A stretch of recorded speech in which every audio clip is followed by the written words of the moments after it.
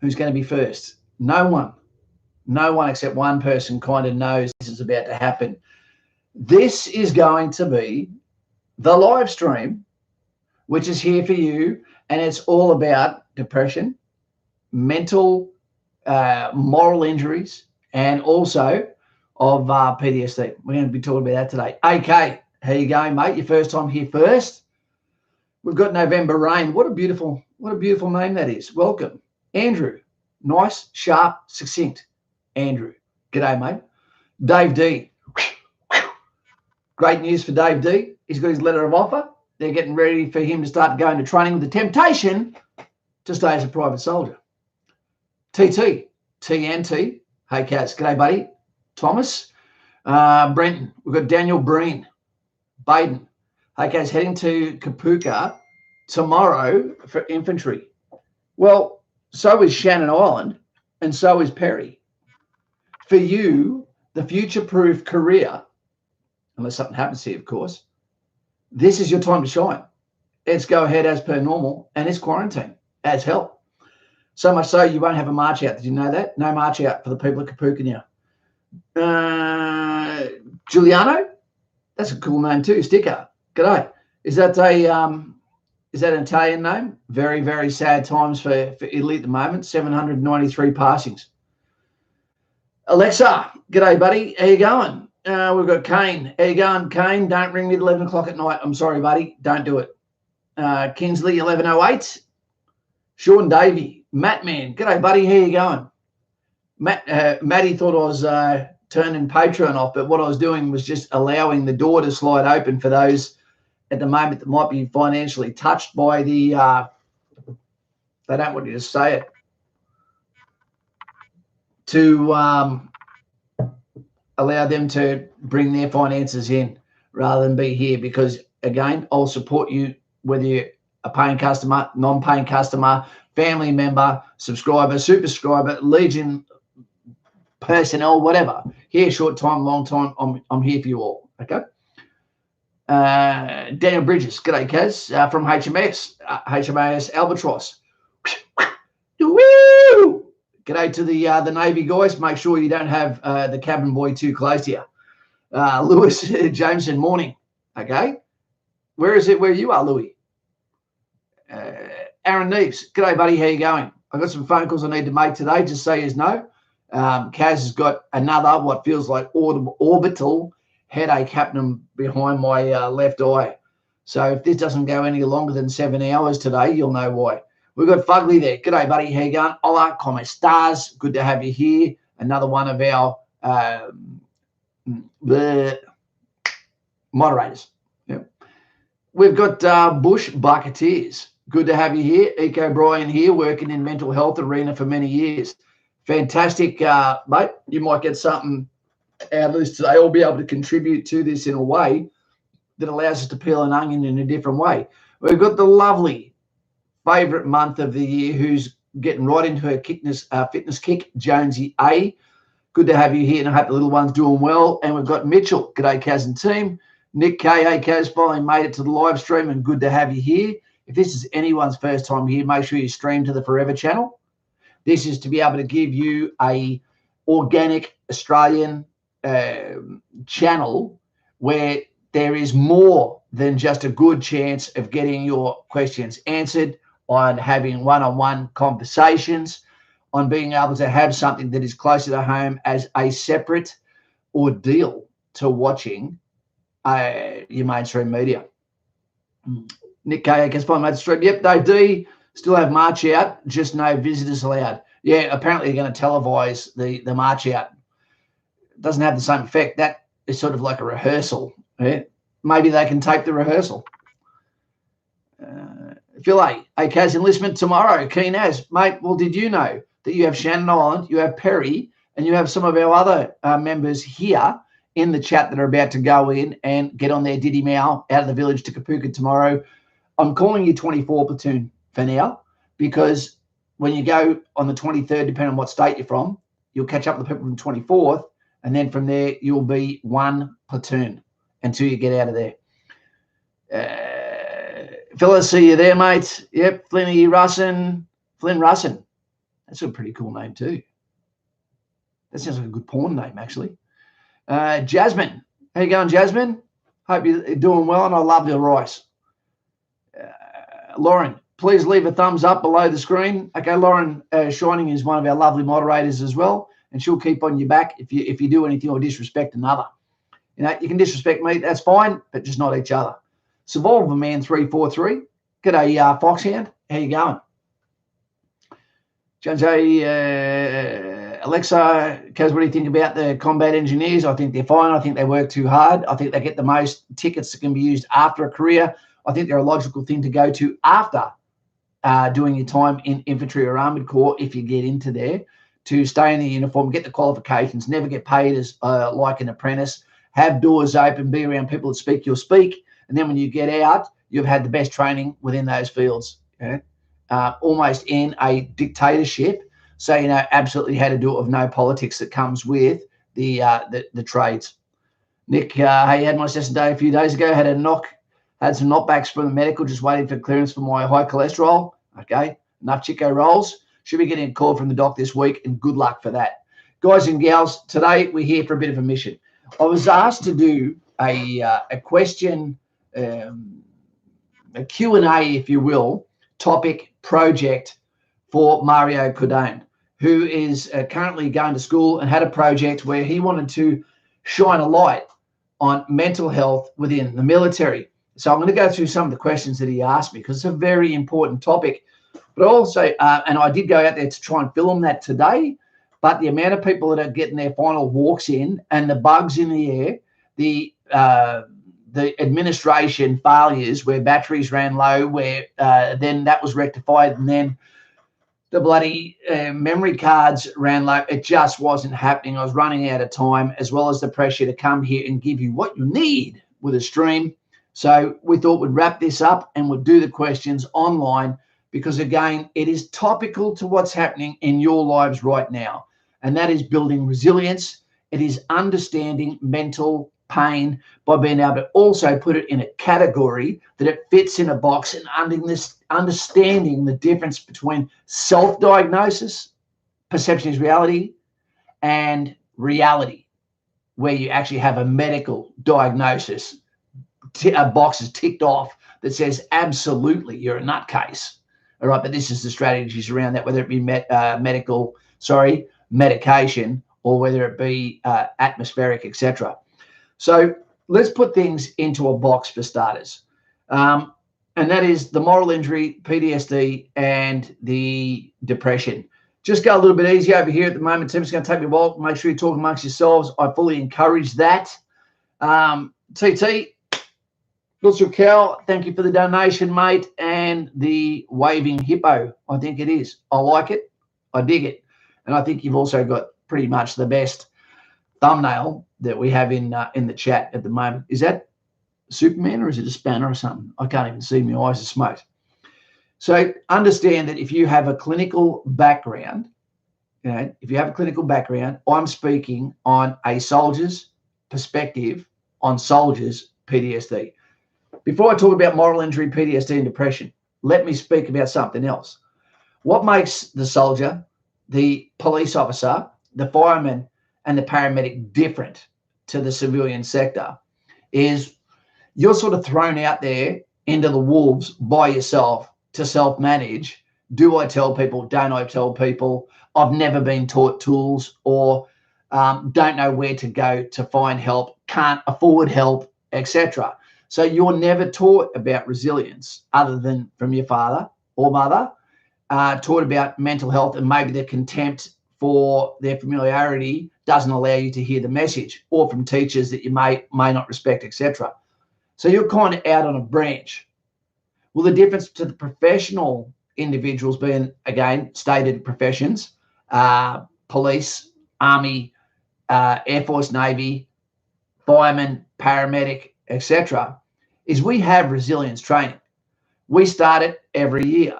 The state of mental health in the military. We start it every year.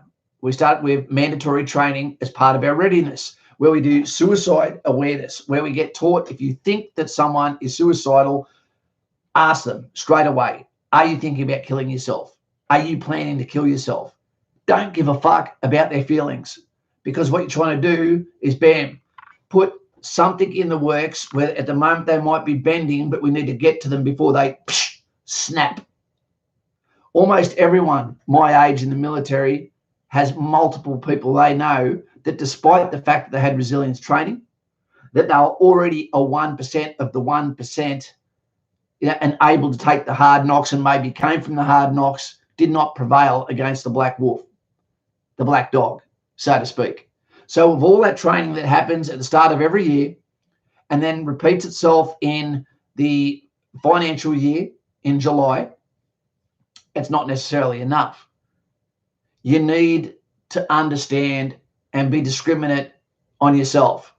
When am I bending? When am I getting close to a green stick fracture? And when am I actually going to snap? Because there's a lot of beauty in the bend. We can learn a lot from that. We can learn a lot about ourselves in the bend. But you stop learning and you start hurting too much when it becomes a fracture or a break. And sometimes Humpty Dumpty cannot be put back together again. So we get that training, formalized training. Is it effective? No, it's not. Or no, it wasn't up until 2015. I don't know what it's like now. I'll give you an example. The people that step up to be the sheepdog, more often than not, they do not fit in the normal herd they went to school with.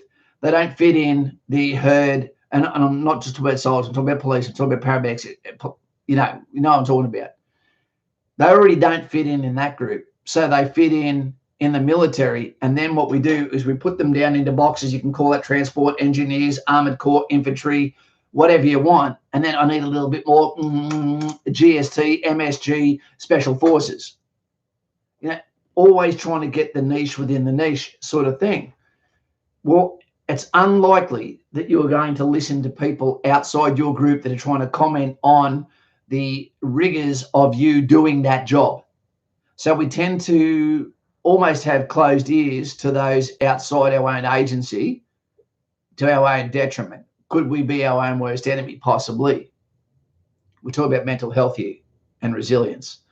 Now, with the training, more often than not, you could have 600 soldiers from an infantry battalion, or company by company, 100 people roughly at a time, that go and do mandatory training. And it's a subject that has already a stigma upon it, being mental health. But then there is the silent sufferers within that group that are going, what's this one going to be about today? Are you just wasting my time? But then when it turns up and it's an officer who has never shared the coalface with you, who doesn't look fit, who lacks leadership but can tell you what to do, like that, right or wrong, and you have to say, yes, sir, please, can I have some more? Or whether it's an overweight female medical representative who looks like they couldn't get over a 2-foot, let alone a 6-foot wall, and they're telling you how you act and saying it and communicating in a way that it is not target audience towards those people, using instructor's license to make sure they do that, then that message is, see you later. Your one chance to get through, and you blew it out of laziness. Goddamn laziness. I'll give you an anecdotal bit of evidence here. At the School of Infantry, when I was there, I went and did a PTSD course, post-traumatic stress disorder course. Disorder is the right thing to have. The D is the right thing to have, especially if it's affecting your life. If it's affecting your job, it becomes a disorder. Yeah. So after going and doing the PTSD course and almost creeping onto the course because of the stigma, I was so nervous to go and actually see about it. And the clinic was a civilian clinic, all paid for by military, of course, after you've been screened for it. It says post-traumatic stress disorder clinic. You go, oh, Jesus Christ, Townsville's a small place. Is there a camera on here? Am I being watched right now? And to go in there and do this 6 or 8 week course, I forget what it was. So you're also not at work. You're not functioning there. Are you even going to come back? What got you there? There's all these questions to ask. But I'd done that course. And then when the mental health week started coming up, already as an instructor within the facilities I was at, and a junior commander or a platoon senior NCO, etc., an area of influence so to speak, when I actually said, rather than watch that dog shit video that you know is dog shit, there is real people suffering out there with invisible wounds, scared to step forward in case I identified himself as someone who cannot now function in a high intensity, fast lane environment with live rounds by night and be reliable and safe around other peers and bend, but maybe ready to fracture or snap. I become the right guy for the job, but was told, the response was, but you don't have any clinical qualifications. You're going, oh my God, you are supposed to be smart enough to be able to identify subject matter experts. And someone who already has the instructor skill, someone who already has the diagnosed, not undiagnosed, diagnosed, not qualification, ailment, who better to get to talk about a subject than a veteran that outranks the people they're talking to in a moment of clarity, trust, and professionalism, so to speak, showing some of their pain, showing what it looks like, what it feels like, and maybe reverberating with what's happening in their own minds. We're not asking them for answers. You're just telling them this is what you can do, this is what happened, this is what to expect, and the timeline that goes with that. So mine is PTSD, but I believe that my issue is more moral injury. The way I see PTSD is a post-traumatic stress disorder is normally by a traumatic event that has just gone and changed your world. And it's not seeing something that you haven't caused. I don't believe, unless it's in Australia and you see a catastrophic accident or violent crime, totally get it. Did not expect you to see that today. Didn't expect it. But when you're going out on a mission, you're expecting to see the worst case scenarios. You're looking forward to seeing the worst case scenario because of the dark humor that happens. Stay with me here, guys. I hope I'm not boring this to death, but it is important because a lot of you are going to be going down this avenue. You need to understand who you are as a human being. So when you see these situations occur and you're expecting them, they're pretty easy to deal with. But there is also that accumulative effect, seeing it over and over and over again. And then when you come home, straight away you go from the smells, of the previous place you're in, okay, not domestically, abroad, and then a door opens, you go onto a plane, boat, etc. Door closes, door opens, loved one standing there, back in complete safety with police taking care of the domestic affairs, and it's okay for you to sleep, young man. Everyone's left, and we got bad. Everyone's gone. That's sad. I thought it was a fairly important topic. Anyway, so we come back and that's the situation. Well, normally there is a traumatic event tied to the snapping of that twig, so to speak. Where it becomes post-traumatic stress disorder and moral injury, as far as I'm concerned, is when you break your value system because you are forced to do something you would never normally do, something that you cannot acquit within your mind function, so to speak. Now, that is a common affair when we're dealing with first world countries assisting third world countries in asymmetric warfare, where it's not the honor of men wearing uniforms turning up to men fighting uniforms and whatever may happen. And then you go back, lick your wounds and hopefully get on along with your life, and you can deal with the memories of the loss of your friends. Well, when you go in asymmetric warfare, you're seeing unholy actions and deeds being done by people who hide behind not having uniforms on, people who will perform atrocities that are akin to criminals and evil, not for military context, more like gang leaders, tribal warfare, etc. You know, you've got absolutely every right to judge it, so to speak. So mine is a moral injury. I believe you can have moral injuries, PTSD, they can be both. Yeah, but a byproduct over that, the overlap, is when there's also depression comes in as well. And that normally happens when we come home, and it can happen when we vent through vice, through alcohol, drugs, risky behavior, because We've come home and our family doesn't know how to deal with the new guy who's come home or the new gal. So the people start to socially distance themselves from us, so to speak. And then we're kicked out of that herd. But then we're getting more stress from that herd. And then we go and seek advice, and knowing that if we go and talk about our ailments, that what might happen is we get taken out of our herd, which is the only place we belong. And then from there, you're like, well, what do I do now? And you're given financial support, medical support, but can never go back down the tunnel before you asked for that support. And then it's up to you. Are you strong enough to live the rest of your life or find something else with meaning? The social dilemma of our time is so many labels are put on us, whether it be racism, whether it be misogyny, whether it be privilege, whether it be sexism, whether it be a phobia, this or that. All of these things should be scrapped. I don't care about them. I don't care how people talk to each other. You choose who you talk about and who you talk to. You know, it's the real world. All right. When you're in the first world, the titles don't mean anything. They don't. You know, if you do the right thing with your hand on your heart, you know, then you can come out the other side all right. It is tough. Do we deal with it well? No, we don't. I think soldiers need to know what's going to happen to them if they fall. And I'm talking about mentally, not physically. Will there be the support? When do I find out what happens to me next?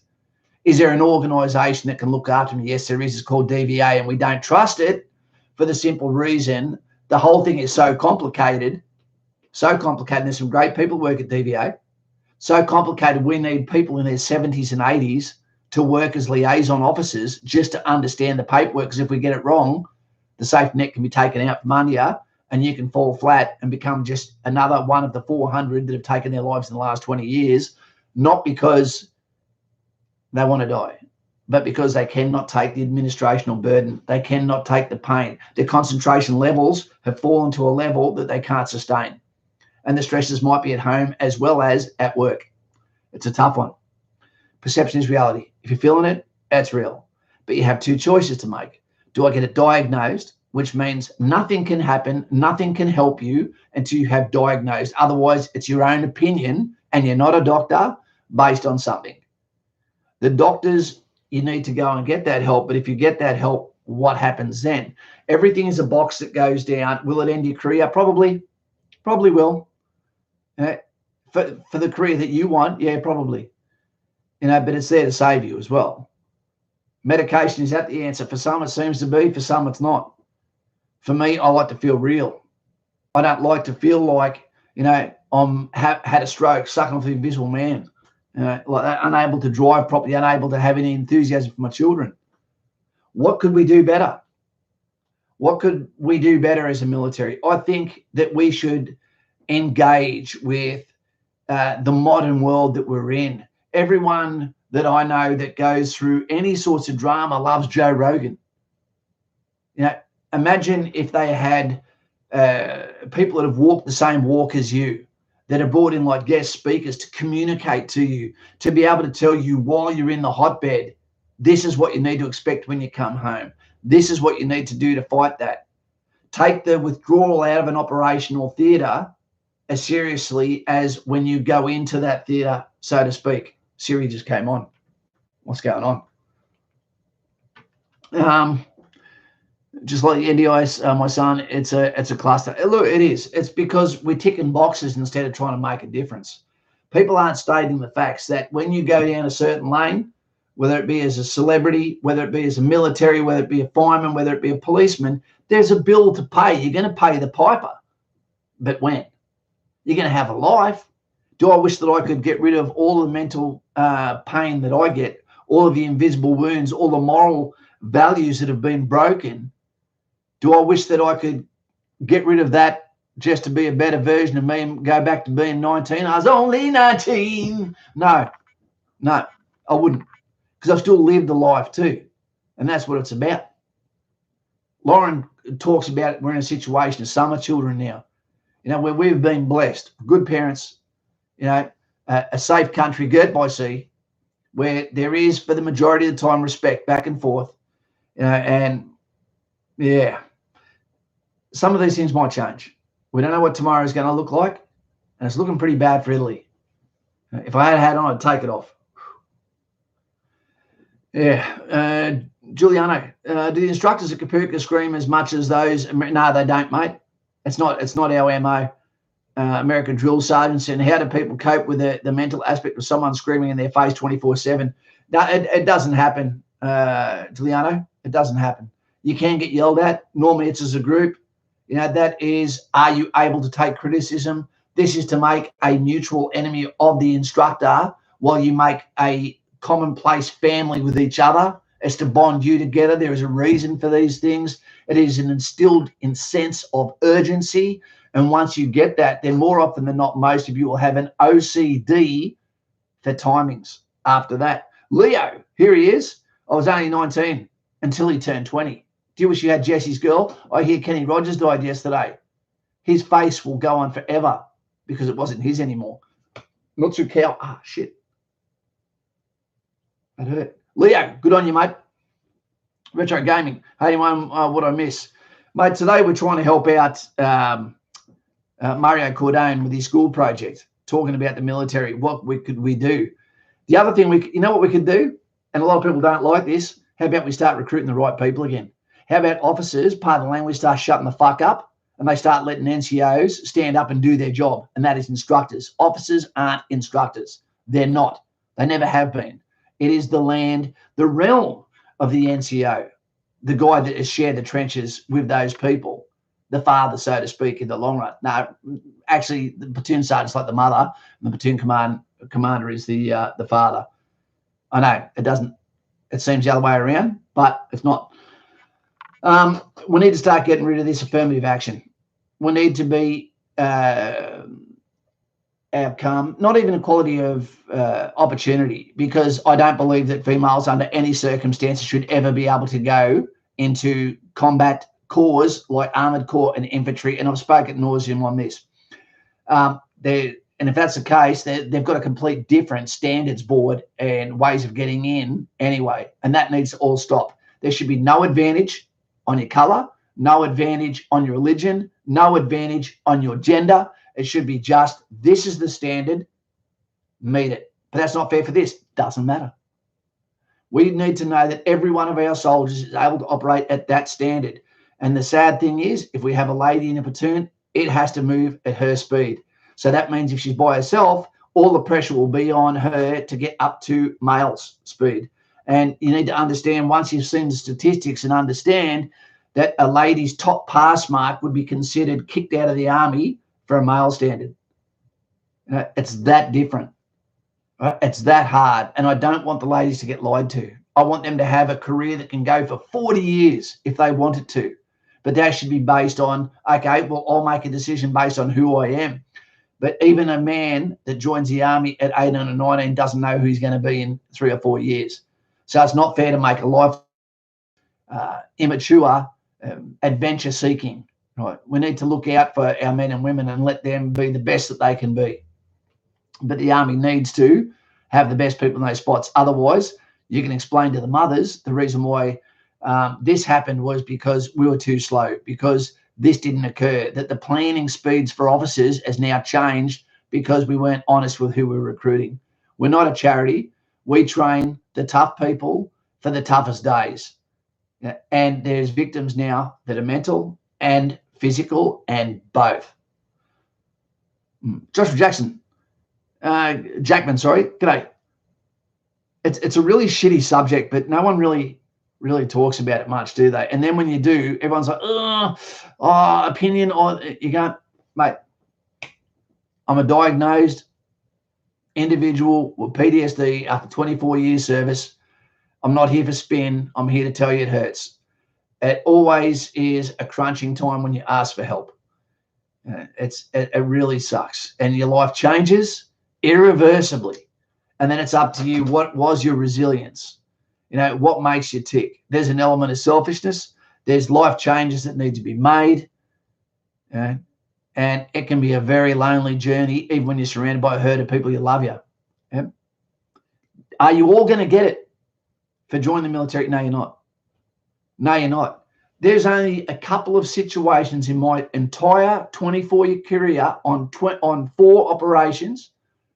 There's only a couple of situations, and they all happened at Rwanda, that made that stick. It only bent. It bent. But 20 years later, it snapped, and that was when my daughter was born. Right? It took my daughter being born and looking into her face before, bang, the stick went. Anyway. Simon Powell, good afternoon. Good afternoon, Simon. How you going, mate? I am sorry that I am, what would you call it? I'm sorry that I ambushed you with this one. I did. I've got a poem written up here. I haven't even seen if young Mario is even here. I don't know what name he comes under. I'm going to read something to you that I wrote while I was on a PTSD course. The one thing that I found about poetry is it allows you to be able to communicate something, a holistic story, without going off script. And there's a level of art to it that allows you to be able to put yourself in the position where you can watch it, listen to it, and go, yeah, that's kind of me. That kind of sums it up, with a bit of instructor license thrown in. So I'm going to put that on there for you now, and you'll get a chance to hear this.